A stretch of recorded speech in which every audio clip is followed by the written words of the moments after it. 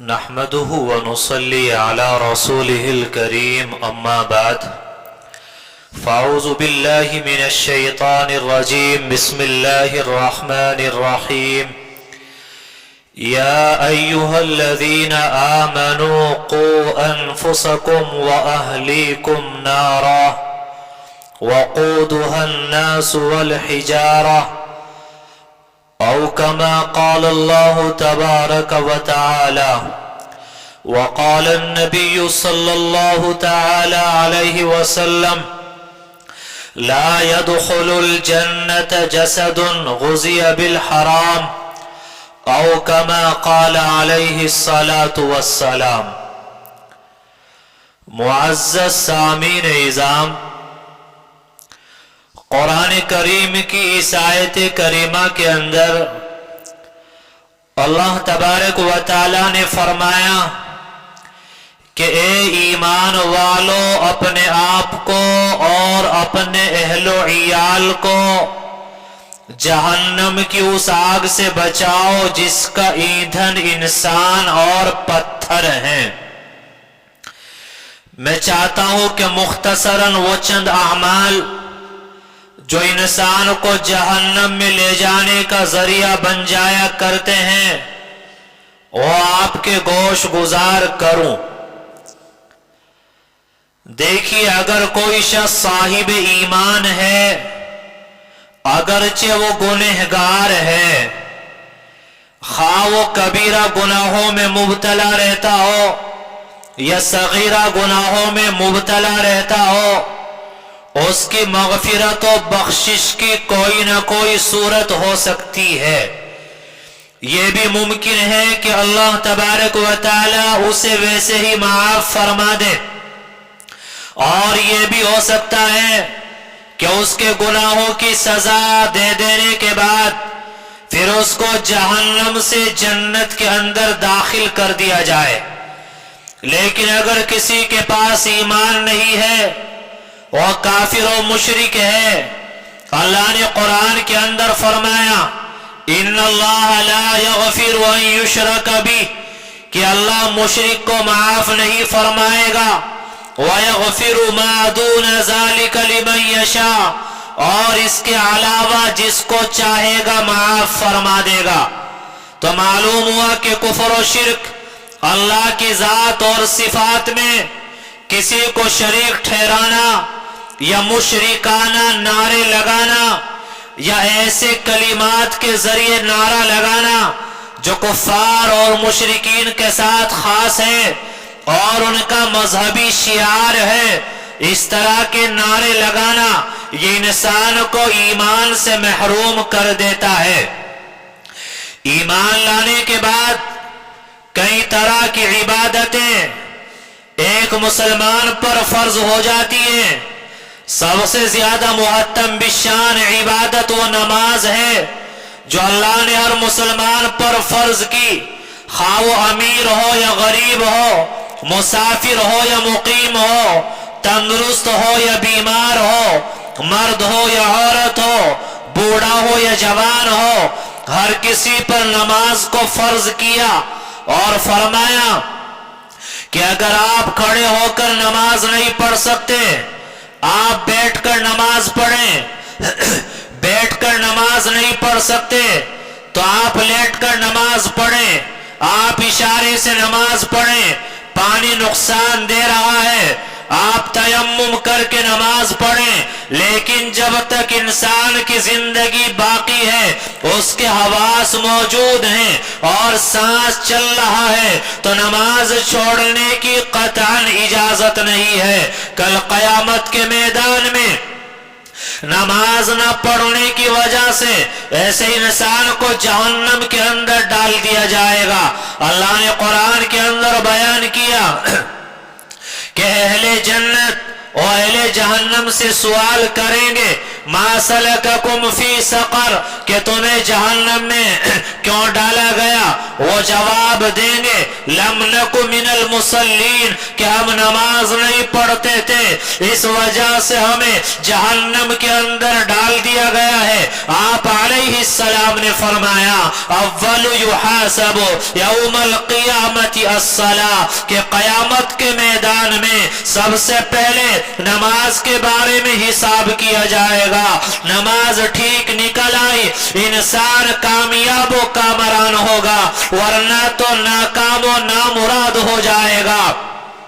आज आप जायजा लें करिया करिया, महल्ला महल्ला और मस्जिदों मस्जिदों का मुआयना करें। मुसलमानों की कितनी बड़ी आबादी है, लेकिन मस्जिद में नमाज पढ़ने वाले आपको चंद बूढ़े नजर आएंगे और चंद नौजवान नजर आएंगे। मेरे भाइयों, आज न जाने कितनी मस्जिदें मुसलमानों से छीनी जा चुकी हैं और आगे न जाने कितनी मस्जिदें छीनने का प्लान किया जा रहा है। आज मुसलमानों को कहा जाए शोर मचाने को तैयार हैं, नारा लगाने को तैयार हैं और जुलूस निकालने के लिए तैयार हैं, लेकिन अल्लाह का मुनादी पुकारता है, अल्लाह के नाम पर वो बुलाता है।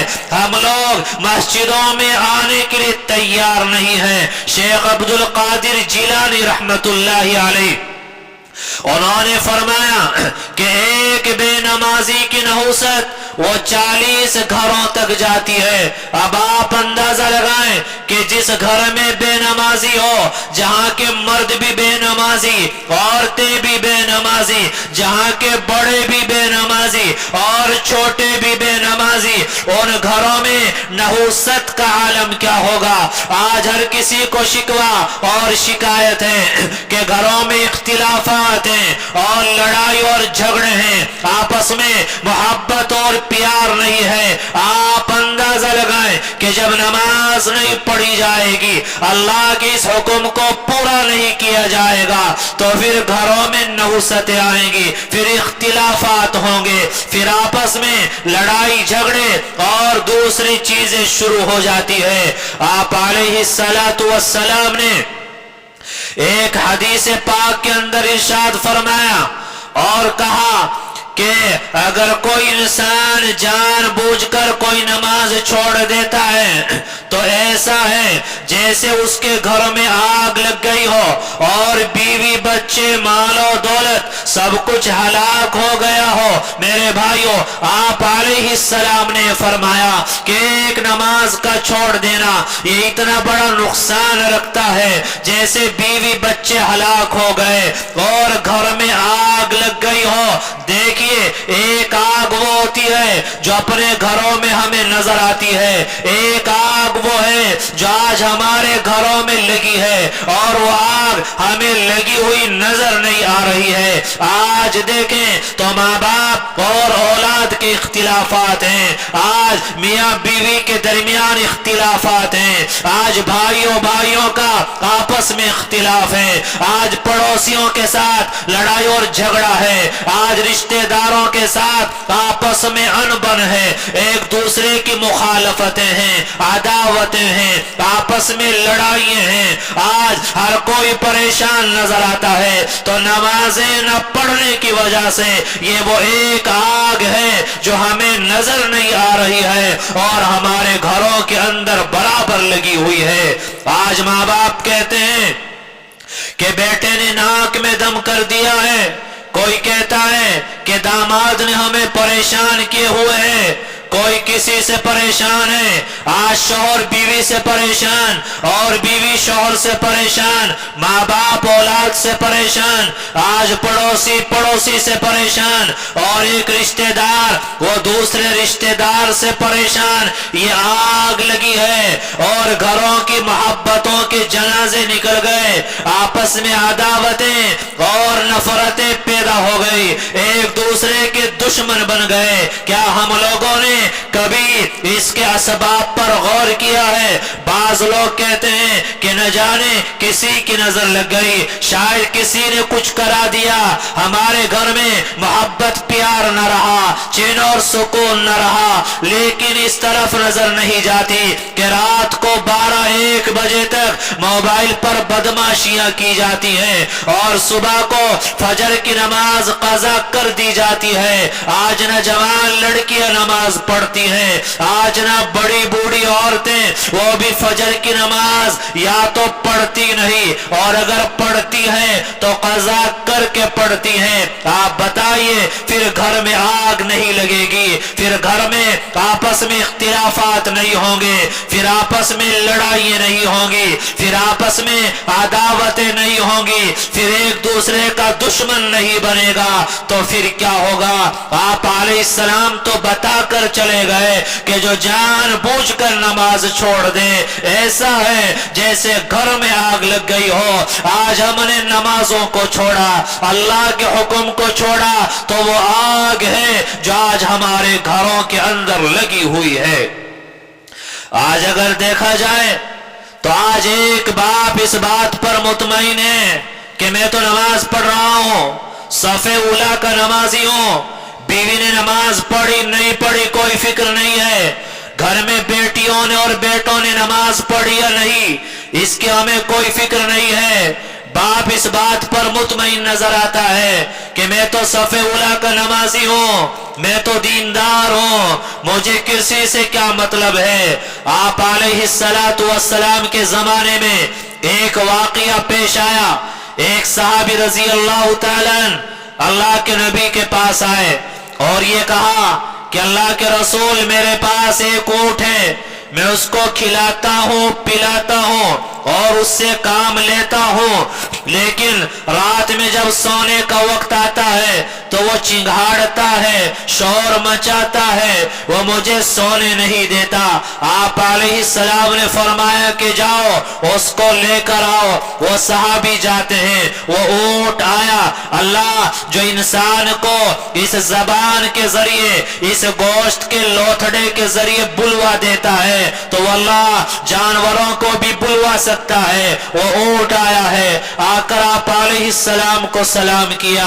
आप अलैहिस्सलाम ने जवाब दिया और कहा कि ऊंट तेरा ये मालिक तेरी शिकायत कर रहा है। कि क्या शिकायत है? कि जब ये तुझे खिलाता है पिलाता है तो उससे काम लेता है तो तू रात में शोर मचाता है, चिंगाड़ता है, इनको सोने क्यों नहीं देता?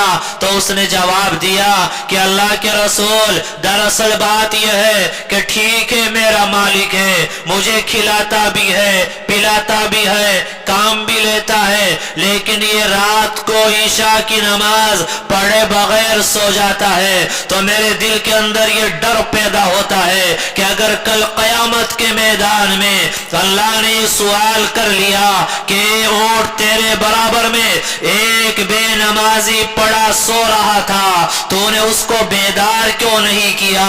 तो मैं अल्लाह को क्या जवाब दूंगा? मेरे भाइयों, एक जमाना था कि जानवर डर रहा है और ऊंट डर रहा है, वो अल्लाह से घबरा रहा है, मैं अल्लाह को क्या जवाब दूंगा? आज के बाप को डर नहीं लगता, आज की माँ को डर नहीं लगता, आज के घर के जिम्मेदार को डर नहीं लगता। अरे आपने नमाज पढ़ी है, आप ईशा की नमाज पढ़ के घर में गए, आपकी बहू ने नमाज नहीं पढ़ी, आपके बेटे ने नमाज नहीं पढ़ी, आपकी बीवी ने नमाज नहीं पढ़ी, तो दिल के अंदर ये बात क्यों नहीं आती कि अगर क़यामत के मैदान में अल्लाह ने ये सवाल कर लिया कि हाँ मुझे पता है तो नमाजी था, तो दीनदार था, तो नमाज पढ़ता था, लेकिन ये बता जब तो नमाज पढ़ के घर गया था तेरे घर के अफराद वो नमाज पढ़े बगैर सो रहे थे, तो उनको बेदार क्यों नहीं किया? उनको नमाज के लिए क्यों नहीं कहा? तो दिल के अंदर कभी एहसास नहीं होता कि हमारे पास इस सवाल का क्या जवाब होगा। मेरे भाइयों, आज तो हम लोग गफलतों में जी रहे हैं। 2 रकात नफले पढ़ लें, अपने आप को जन्नत का ठेकेदार और मालिक हम लोग समझ लेते हैं। हम अपनी जिम्मेदारियों से गाफिल। अल्लाह ने ये नहीं फरमाया कि अपने आप को जहन्नम की आग से बचाओ, बल्कि फरमाया कि अपने आप को भी बचाओ।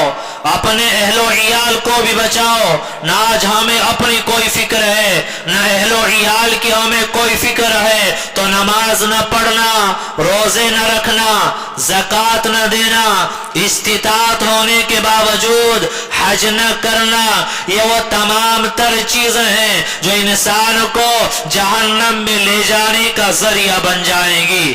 اسی طریقے سے آج ہمارے معاشرے کے اندر حرام مال کمانا، حرام غذا کا کھانا، حرام کا پیسہ جمع کرنا، حرام کے پیسے سے مکان، لباس، گاڑی اور دوسری چیزوں کا خریدنا یہ بالکل عام ہو چکا ہے. آج ہم مال کمانے والی مشینیں بن کے رہ گئے. آج ہمیں مال چاہیے، وہ کسی طریقے سے آئے، وہ اللہ کا حکم توڑ کر آئے تو، نشے کا کاروبار کر کے آئے تو، بھائی اور بہنوں کا حق دبا کے آئے تو، یتیموں، بیواں اور مسکینوں پر ظلم کر کے آئے تو، نشے کے کاروبار کر کے آئے تو، اور سودی کاروبار کر کے آئے تو. ہمیں پیسہ چاہیے، ہمارے پاس پیسہ ہو جائے تاکہ ہر سال نئے ماڈل کی گاڑی خرید سکیں، اچھا مکان بنا سکیں اور اس معاشرے میں اپنی ناک کو اونچا کر سکیں. ہم لوگ بھول جاتے ہیں کہ اگر آج حرام کے ذریعے اور اللہ کی نافرمانیوں کے ذریعے ہم نے اچھے مکانات بنا لیے اور دنیا میں اپنی ناک کو اونچا کر لیا، کل قیامت کے میدان میں یہ ہماری ناک کے کٹنے کا ذریعہ بن جائے گا. آپ علیہ السلام نے فرمایا کہ جو انسان حرام مال کماتا ہے اور صدقہ و خیرات بھی کرتا ہے، حرام مال کماتا ہے، غریبوں کی امداد بھی کرتا ہے، حرام مال کماتا ہے، غریبوں کی شادی بھی کراتا ہے، فرمایا قیامت کے میدان میں ان تمام چیزوں کو جمع کیا جائے گا اور جمع کرنے کے بعد ان سب کو جہنم کے اندر ڈال دیا جائے گا. آج ہم لوگ ذرا جائزہ لے لیں، آج مسلمان پریشان ہے، مسلمان مظلوم ہے، طرح طرح کی مصائب اور پریشانیوں میں گھرا ہوا ہے. ہزاروں کا مجمع جمع ہوتا ہے، اپنے ہاتھ لمبے کر کر کے دعائیں کرتا ہے، ہزاروں کا مجمع وہ آمین آمین کہتا ہے، لیکن ہماری دعائیں قبول نہیں ہوتی، پریشانیاں ختم نہیں ہوتی، مشکلات وہ ہمارا پیچھا نہیں چھوڑتی. کیونکہ آج ہمارا معاشرہ وہ سر کے بالوں سے لے کر اور پاؤں کے ناخنوں تک وہ حرام کے اندر الجھا ہوا ہے. آپ علیہ السلام نے فرمایا مطعمہ حرام، کہ جس کا کھانا حرام ہوگا، ومشربہ حرام، کہ جس کا پینا حرام ہوگا، جس کا لباس حرام ہوگا، فرمایا کہ جس کی غذا حرام ہوگی اس کی دعا کہاں قبول کی جا سکتی ہے. آج میرے بھائیوں حرام مال وہ ہمارے گھروں کے اندر داخل ہو چکا ہے. آج سب سے عام طریقہ جو اپنایا گیا اور مسلمانوں کے گھروں کو برباد کرنے کے لیے، ان کی دعائیں قبول نہ ہو، اپنے اس مشن کو کامیاب کرنے کے لیے ان لوگوں نے ایک جال پھیلایا اور گھر گھر کے اندر کہیں زمینوں پر اور کہیں دکانوں پر اور کہیں گاڑیوں پر سود کا پیسہ وہ ہمارے گھروں کے اندر داخل کیا گیا. آپ بتائیے جب وہ حرام کا پیسہ آپ نے مکان میں لگا دیا، سود کا پیسہ آپ نے پتھر میں لگا دیا، سود کے پیسے سے آپ نے ایسی خرید کر کمرے کو سجا دیا، تو ان گھروں میں سکون کہاں سے آ سکتا ہے؟ آج کتنے مرد ہیں جو اس بات کو کہتے ہیں کہ نہ جانے ہمیں کیا ہو گیا، ہم گھر کے اندر جاتے ہیں، گھر جاتے ہی نہ جانے کیا ہوتا ہے، مزاج گرم ہو جاتا ہے اور غصہ آتا ہے، بیوی پہ غصہ آ رہا ہے، بچوں پہ غصہ آ رہا ہے، یہ نہ جانے کیوں ہوتا ہے۔ آپ بتائیے کہ جہاں حرام کا پیسہ لگایا گیا، جہاں حرام کے پیسے سے گھروں کو مزین کیا گیا، ان گھروں کے اندر سکون کہاں سے مل سکتا ہے؟ میرے بھائیوں، یہ کوئی چھوٹی موٹی پلاننگ نہیں ہے۔ آپ بتائیے اسلام کس چیز کا نام ہے؟ ایمان وہ کس چیز کا نام ہے؟ ارے ایمان تو یہ ہے کہ اللہ نے جو بتا دیا اس کو مان لیا جائے، اللہ نے جو فرما دیا اس کو مان لیا جائے اور ویسا ہی ہو کے رہے گا۔ دیکھیے دنیا کے اندر گناہ بہت سارے ہیں، اللہ کی نافرمانی مختلف طریقوں سے کی جاتی ہیں، لیکن اللہ نے کسی گناہ کے کرنے پر لڑائی کا اعلان نہیں کیا اور جنگ کا اعلان نہیں کیا، لیکن دو گناہ ایسے ہیں کہ جہاں اللہ نے اعلان جنگ کیا ہے۔ ایک حدیث قدسی ہے، فرمایا من عادى لي وليا فآذنته بالحرب، کہ جو کسی اللہ والے سے دشمنی کرے تو اللہ فرما رہے ہیں کہ میرا اس سے اعلان جنگ ہے۔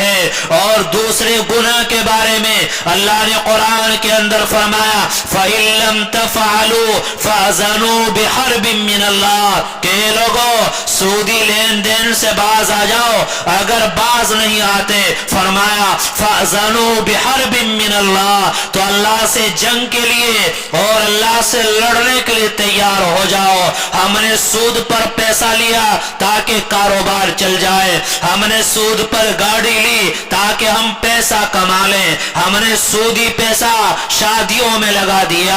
آپ بتائیے سکون کہاں سے آئے گا؟ جو اللہ کے ساتھ جنگ کرے، اللہ سے لڑائی کرے، وہ کیسے کامیاب ہو سکتا ہے؟ اللہ نے قرآن میں فرمایا یمحق اللہ الربا، کہ اللہ وہ سود کو مٹا دیتا ہے۔ آج کا مسلمان سمجھ رہا ہے کہ میں سود لے کر کامیاب ہو جاؤں گا اور سود پر کاروبار کر کے میں آگے بڑھ جاؤں گا۔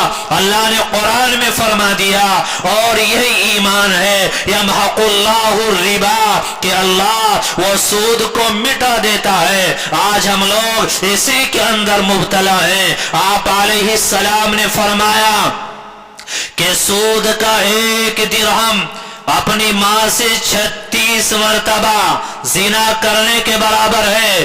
ذرا آپ غور کریں، زنا کرنا گناہ ہے، ماں سے زنا کرنا کتنا بڑا گناہ ہے، اور 36 مرتبہ زنا کرنا یہ کتنا بڑا گناہ ہے۔ یا آپ علیہ السلام یہ بات بیان فرما کر چلے گئے۔ اور مسلمانوں آج ہماری حس ختم ہو چکی ہے، آج ہم نے کلمہ زبان سے پڑھا، یہ دلوں کے اندر نہیں اترا۔ آج ہم نے ایمان کے بول وہ زبان سے بولے لیکن اللہ پر ایمان اور یقین نہ رہا۔ آپ ذرا بتائیے کہ اگر ہم سچے مسلمان ہیں، اللہ پر ہمارا ایمان ہے، تو جو اللہ نے فرما دیا ویسا ہوگا یا نہیں ہوگا؟ تو اللہ نے جب فرما دیا کہ سود مٹے گا، تو آپ بتائیے سود کے ذریعے ہونے والا کاروبار وہ کیسے بڑھ سکتا ہے؟ کیا یہی ہمارا ایمان ہے؟ اور آپ سب ذمہ دار بیٹھے ہیں، آپ کو ہوش کے ناخن لینا پڑیں گے۔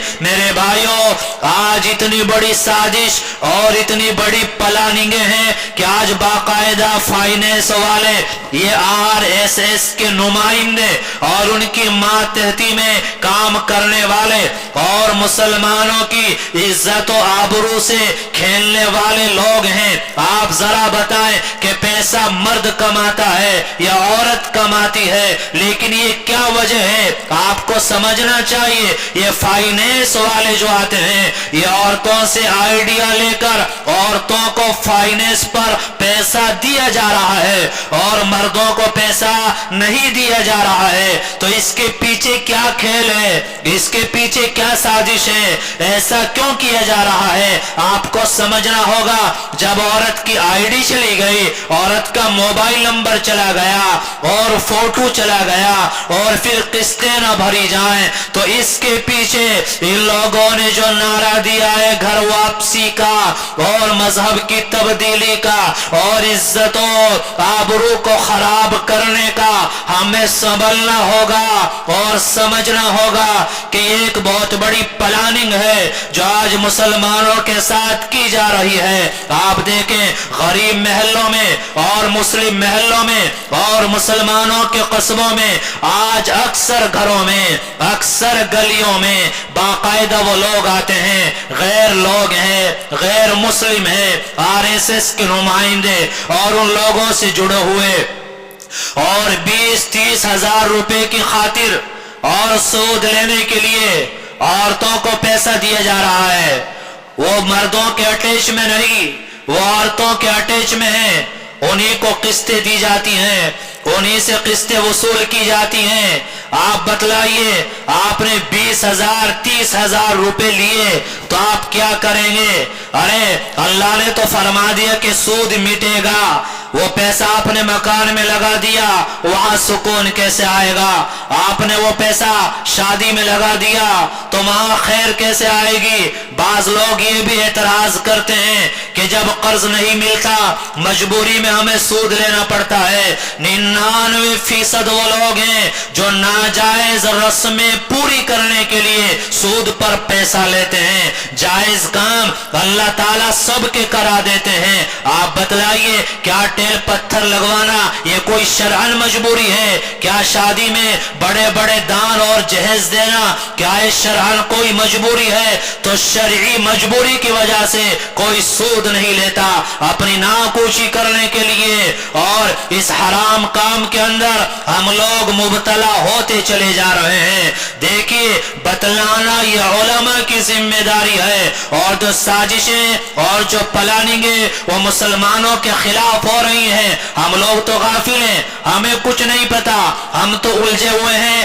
کہ بابری مسجد کی جگہ رام مندر بن رہا ہے، ہم تو خبروں میں الجھے ہوئے ہیں، وہاں یہ ہو گیا اور وہاں یہ ہو گیا، لیکن جڑوں کو کاٹ دیا گیا، ہمارے گھروں تک ان لوگوں کی رسائی ہو گئی، عزت و آبرو سے یہ لوگ کھیلنے لگے، اور بڑی پلاننگ کا یہ حصہ ہے۔ ان چیزوں کو ہم لوگ سمجھنے کے لیے تیار نہیں ہیں، اور ان چیزوں کی طرف ہماری کوئی توجہ نہیں ہے۔ آپ گلی گلی جائیں، آپ محلہ در محلہ جائیں، باقاعدہ آپ کو ٹولیاں اور باقاعدہ عورتیں تشکیل کرتی ہیں، ایک عورت دوسری عورت کو جوڑتی ہے، وہ تیسری عورت کو جوڑتی ہے۔ آپ علیہ السلام نے فرمایا کہ سودی نظام یہ ایک ایسی چیز ہے کہ سود لینے والا اور دینے والا، گواہ بننے والا، ضمانتی بننے والا، اس معاملے کو لکھنے والا اور کسی بھی طرح کی مدد کرنے والا،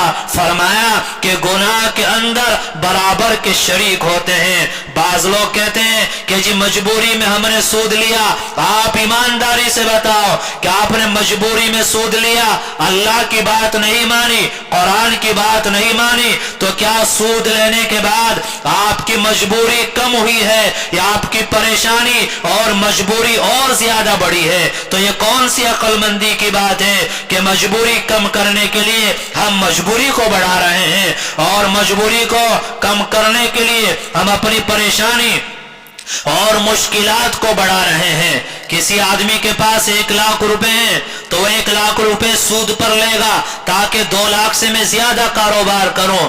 تو میرے بھائیو وہ اللہ 1 لاکھ سے دینے پر قادر نہیں ہے، وہ 1 لاکھ میں برکت نہیں ڈال سکتا، اس کے ذریعے کام نہیں کرا سکتا، لیکن حرام کا ملایا، اللہ کی نافرمانی کی میں اپنی طرف سے کوئی بات نہیں کہہ رہا ہوں۔ آپ قرآن اٹھائیں، قرآن میں فَإِن لَمْ تَفْعَلُوا فَأْذَنُوا بِحَرْبٍ مِّنَ اللَّهِ کہ اگر باز نہیں آتے تو اللہ سے جنگ کے لیے تیار ہو جاؤ۔ اب وہ کون سا پہلوان ہے، کون سا طاقتور ہے جو اللہ سے جنگ کر سکتا ہے؟ وہ کون سا انسان ہے جو اللہ کا مقابلہ کر سکتا ہے؟ میں نے آپ کو بتایا کہ 2 گناہ ایسے ہیں کہ جن گناہوں پر اللہ نے اعلان جنگ کیا ہے، فرمایا من عادى لي وليا، جو کسی اللہ والے سے دشمنی کرے، فرمایا کہ اس سے میرا اعلان جنگ ہے، اور جو سودی لین دین کے اندر مبتلا ہو اس سے بھی اللہ نے اعلان جنگ کیا ہے۔ میرے بھائیوں، ہماری ذمہ داریاں صرف یہاں تک نہیں کہ بس نماز پڑھ لی اور بس ہماری ذمہ پوری ہو گئی، تبصرے کر لیے، ادھر ادھر کی باتیں بنا لی، جو دماغ میں آیا دل میں آیا ہم نے بک دیا اور بات ختم ہو گئی۔ ذرا ہوش کے ناخن لینا چاہیے، یہ کیا سازشیں ہیں، یہ کیا پلاننگیں ہیں، آپ کہاں جی رہے ہیں، آپ کن حالات میں رہ رہے ہیں، ہمیں اس کی کوئی فکر نہیں ہے۔ ابھی کبھی اعلان آتا ہے کہ آپ کے ووٹ بننا ہے، مسلمان کو ووٹ بنوانے کی کوئی فکر نہیں ہے۔ جس دن الیکشن ہوتا ہے تو ووٹ ڈالنے کی کوئی فکر نہیں ہے، اور عجیب عجیب طرح کی باتیں کرتے ہیں کہ جی پھولا آ جائے پھولا گر جائے، کرنا کچھ نہیں ہے۔ میرے بھائیوں اپنی ذمہ داریوں کو دیکھیں، ہم کہاں جی رہے ہیں، کن حالات میں جی رہے ہیں، ہمارے خلاف کیا سازشیں ہیں اور کیا پلاننگیں ہیں۔ ہمیں ان چیزوں کو سمجھنا چاہیے، ہوش کے ناخن لیں اور بیدار ہوں۔ غفلت میں پڑے رہنے سے اب مسئلے کا حل ہونے والا نہیں ہے۔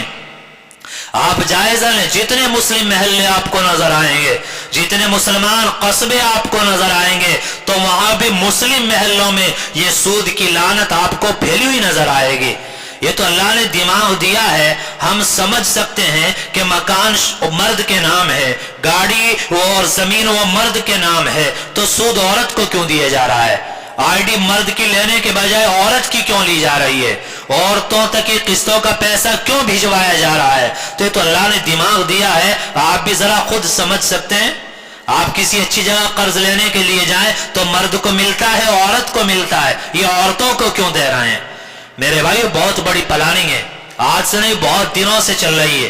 پہلے بھی اس کی طرف توجہ دلائی گئی، کچھ دن کے لیے ذرا سا بریک لگا اور پھر اس کی طرف بڑھتے چلے جا رہے ہیں کہ جی عذر ہے، پریشانی ہے، مجبوری ہے۔ تو کیا پریشانی کم ہو گئی؟ بھائی پریشانی دور کرنے والے 30,000 نہیں اللہ ہے۔ 30,000 لیے پریشانی 50,000 کی آ گئی تو پھر کیا ہوگا؟